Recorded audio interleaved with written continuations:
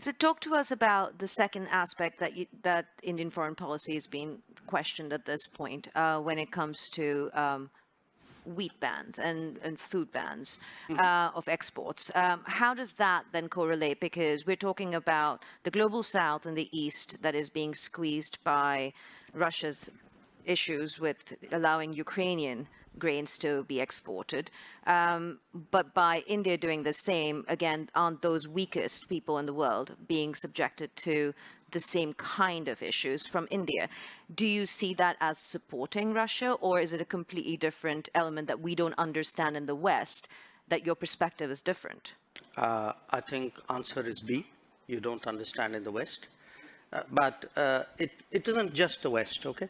I don't think people understand because they're not actually tracking the trade.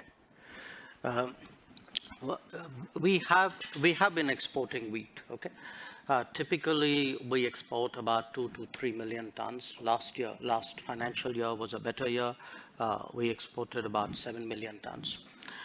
This year, before the heat wave hit us very badly, the expectation was that we would do substantial exports, and we were open. I mean, in fact, Prime Minister himself had said on various occasions, saying, look, we see that there's a food crisis in the world and we'd like to be of help. But what we then saw was a kind of run on our wheat, a large part of it done by international traders based out of Singapore and I think to some degree maybe Dubai. The result was actually the low-income countries, many of whom were our traditional buyers, like our neighbors, Bangladesh, Sri Lanka, Nepal. These are our traditional buyers, okay? Interestingly, the Gulf buys regularly from us. I heard Dr. Tedros in the earlier session talk about Yemen. Yemen buys from us. Sudan buys from us, okay?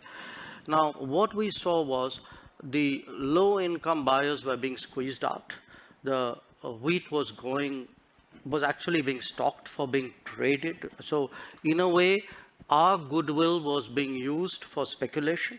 Mm-hmm. So we had to do something to stop that because it was also impacting us at home. Our prices were going up. So I want to be very clear what we have done. We have actually said, look, we're not going to give speculators an open access to the Indian market so that the Indian customer and the LDCs of the world get the short end of that. Yeah. What we are still open to doing is where we see a kind of a deserving country wanting wheat, very glad to supply it within the realm of possibility. And just for the record, I think we've done this year wheat exports to about 23 countries.